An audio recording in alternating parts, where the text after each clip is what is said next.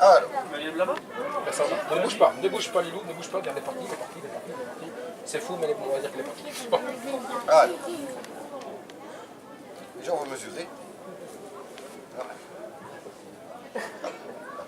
Hop. Tiens ça. On est À Binche. à Binche. En quelle année? J'ai une commotion.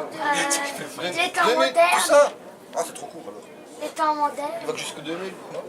Bon. Non, Donc c'est on les est, temps modernes. ouais, on est là. On est à peu près là. Et la ligne du temps, on est.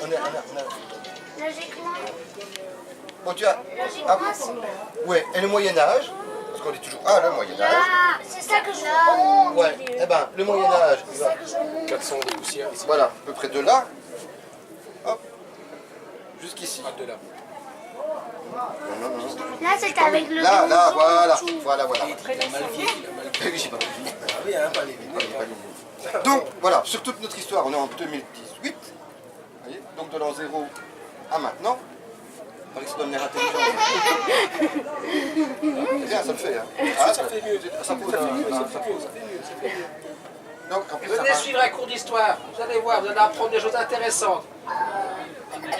Et donc, je disais, sur les 2000 ans d'histoire qu'on a vécu, le Moyen-Âge, ça va être d'à peu près là, de là. 400, 500, jusqu'à 1500. Ce qui représente, en gros, 1000 ans. Le Moyen-Âge, ça dure 1000 ans. C'est une belle ville. Oui, c'est une très belle ville.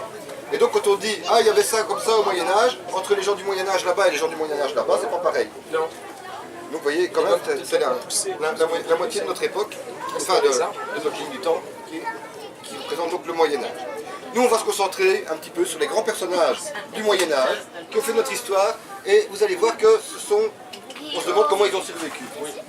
On se demande parce que ce sont en général de grands maladroits qui ont une belle histoire. Comme vous. Et comment introduire ça? Bon, allez. Dans l'histoire, il y a les bons et les méchants. Il y a les gentils et les méchants. Hein, hein. Alors, par exemple, Charlemagne, c'est un gentil ou c'est un méchant? Un gentil. Hein, c'est un gentil.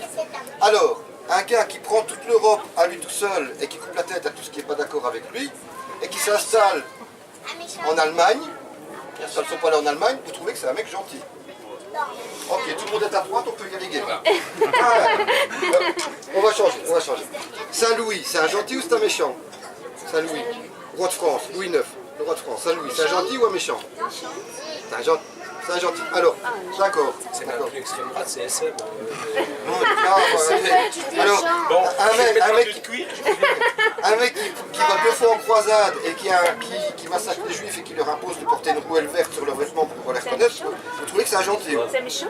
Ouais, non, ils sont vraiment trucs. Moi, on m'a pas prévu comme ça. En fait, l'histoire, comment on reconnaît les gentils des méchants dans l'histoire? Eh bien, les gentils, ils ont gagné et ils sont de notre côté. D'accord? Ah oui, c'est comme ça qu'on les reconnaît. Voilà, c'est celui qui a gagné. Ouais. Tantôt, je ne sais pas si vous avez vu, on a fait la petite histoire de Guillaume le Conquérant. Les Français l'appellent, parce qu'il était normand, l'appellent Guillaume le Conquérant. Les Anglais l'appellent toujours aujourd'hui Guillaume le Bâtard. Ils n'ont pas digéré la défaite. Hein. Quand vous allez à Sting, vous pouvez voir, on commémore Harold, qui était en anglais, il a perdu, mais les Anglais ne digèrent pas. Donc ils disent toujours le bâtard. Bon, alors, justement, on peut parler de qui? De qui on va commencer? Le Moyen-Âge. Moi j'aime bien. Saint-Louis, t'aimes bien? Moi je ferais que du Saint-Louis. Que du Saint-Louis. Ah oui, que du Saint-Louis, ce mec était bien. Ouais. Eh bien, Saint-Louis, comme on a dit, il a fait 2 croisades. Et on dit, ah, c'est un héros, c'est un grand combattant. Maintenant, au niveau stratégie, il était bof. Il a pris des bateaux, il a traversé la Méditerranée, il s'est arrêté un petit peu en chemin pour se ravitailler. Et l'embêtant, c'est que la cuisine exotique, il ne supporte pas bien. Les chevaliers français, c'est comme ça, vous les emmenez un peu à gauche à droite, voilà, ils ne supportent pas bien les voyages. Et puis ils ont commis une erreur fatale. Ils ont bu de l'eau. Il y en a toujours. Jamais boire de l'eau. Jamais boire de l'eau quand vous n'êtes pas chez vous. Et donc c'est comme ça qu'on représente, vous voyez, dans les gravures, dans les histoires, la chevalerie française. Je vous fais le débarquement de Tunis.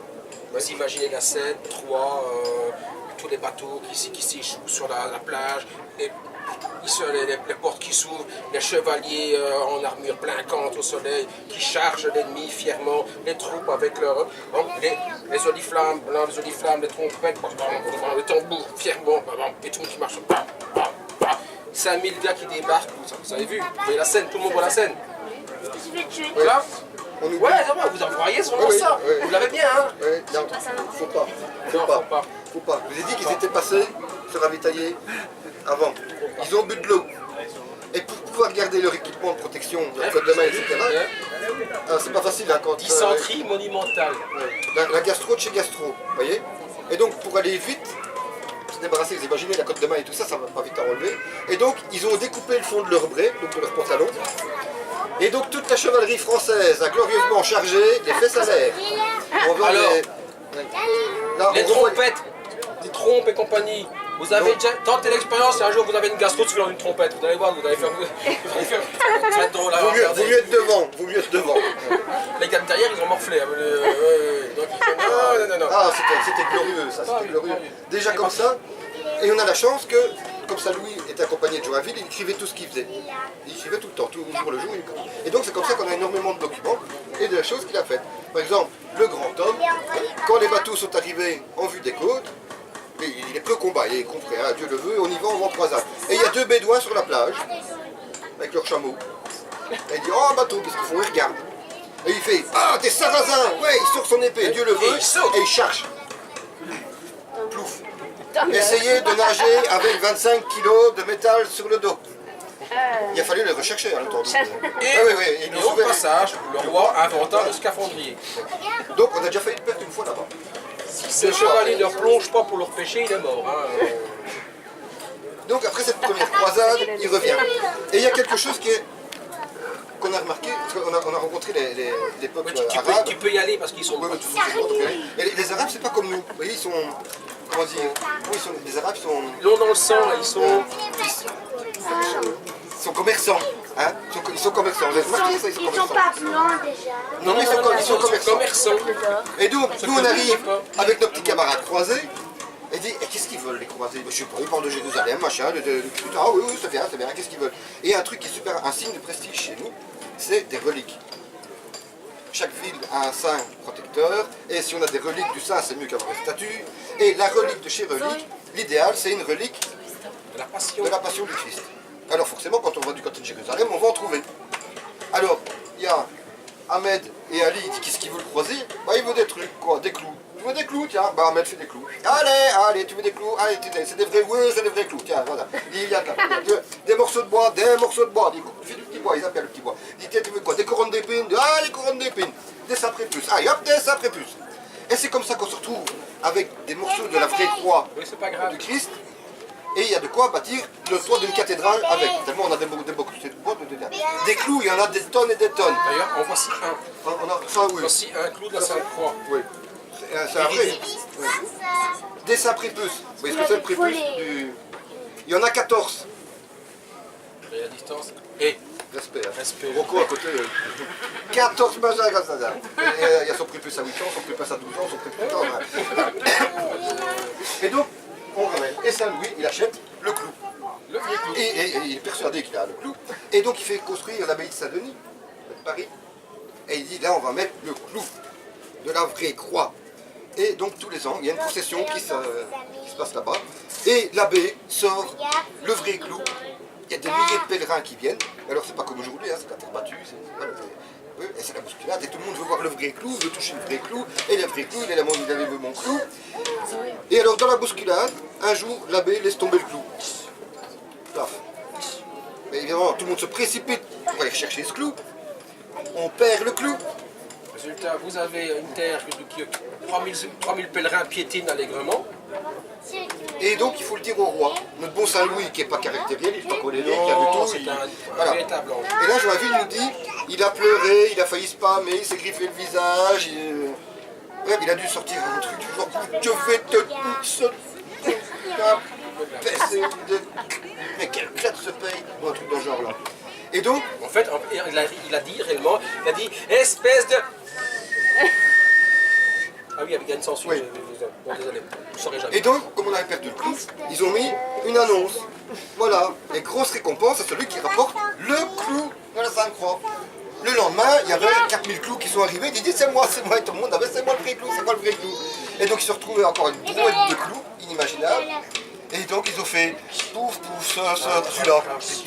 Et moi, donc voilà, si vous voyez un jour le clou, Si vous allez à ils ont dû- Saint-Denis, voilà, vous aurez le clou, et là, ben, ils ont dû en le choisir sacré un. de la Passion, ben, vous verrez que bon, ben, songez aux 4000 clous qu'on leur a rapportés.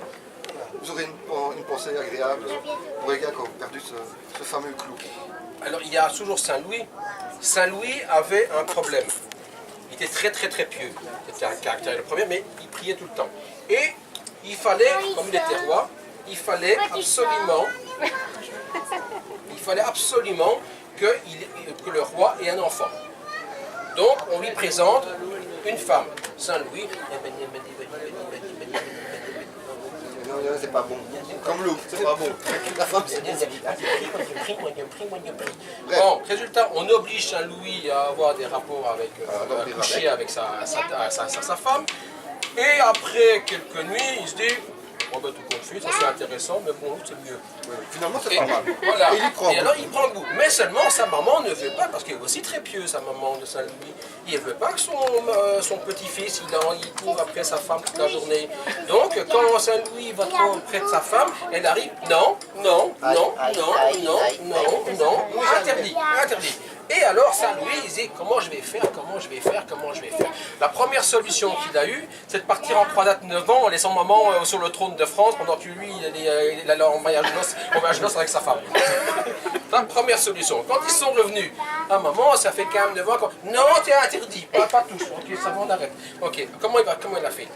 Il a une idée phénoménale. Saint-Louis a acheté un petit chien. Un petit chiot.